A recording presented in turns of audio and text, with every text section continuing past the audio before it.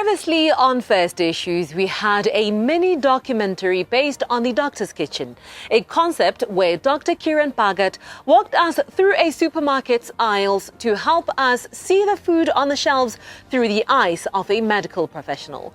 This was in hopes that we will be better prepped to make smarter food choices moving forward.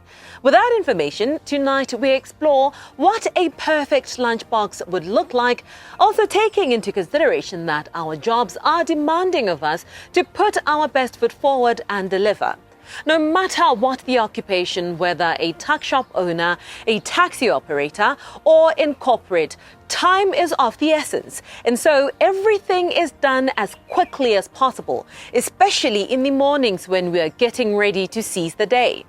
What often happens is that we grab pre-packed snacks such as potato crisps, juice boxes, processed cold meats and others like them because they are usually the easiest options to reach.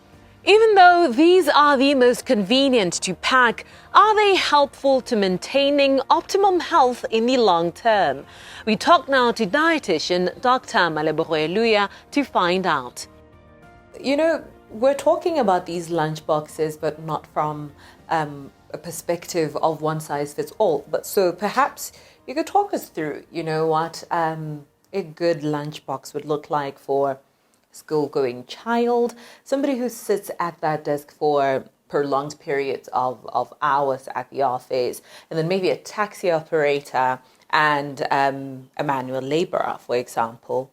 It's a very difficult question because when you take a child who's still growing up, who's in nursery, they are still developing, they are still growing. Their nutritional needs are so much more than an adult, even though adults eat more than children.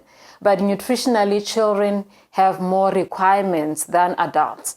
And then you have other issues. Children tend to be picky eaters, so you always have to change their diet depending on what they prefer, because you don't want to pack a lunch for a child and then they return home with it, so it will not benefit them.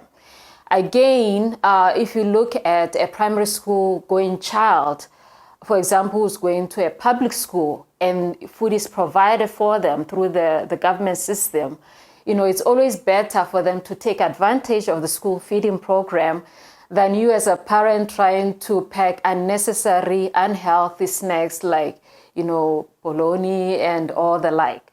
So I'm an advocate for school feeding program because I feel that it's more nutritious compared to some of the food items that we pack.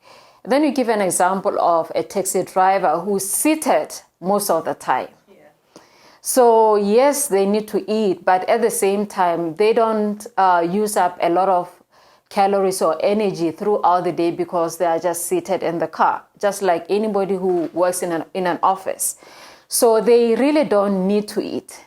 As long as they are hydrated, they drink a lot of water, that's enough to last them until their next meal at home.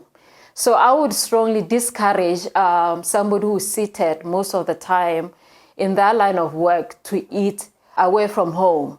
If you have to, you can grab a fruit, maybe a handful of nuts, something that can keep you going for that time. But for that type of person, I would encourage that they eat mostly from home. Manual laborers are highly physical in that line of work. You take a construction worker, they're always physically active, they're always lifting and everything.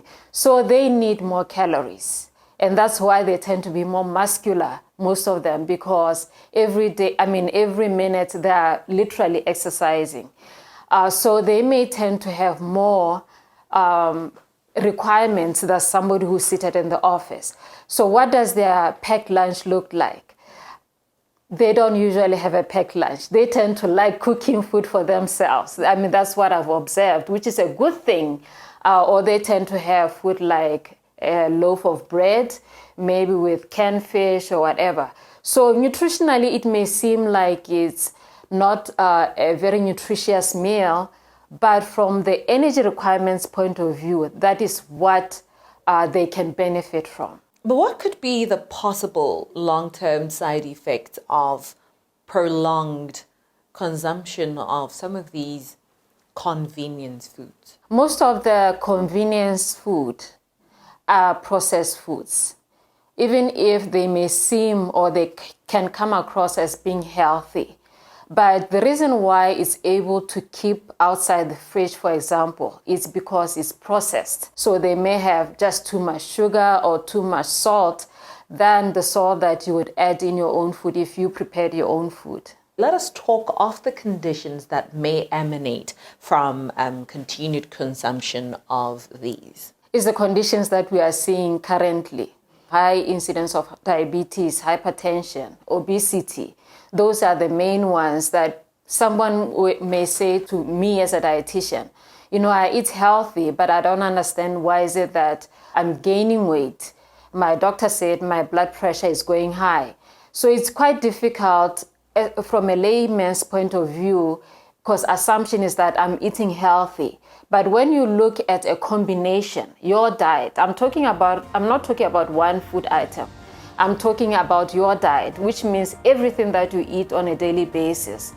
What does it mean regarding the conditions that you have? This program was brought to you in association with First National Bank of Botswana. FNB, how can we help you?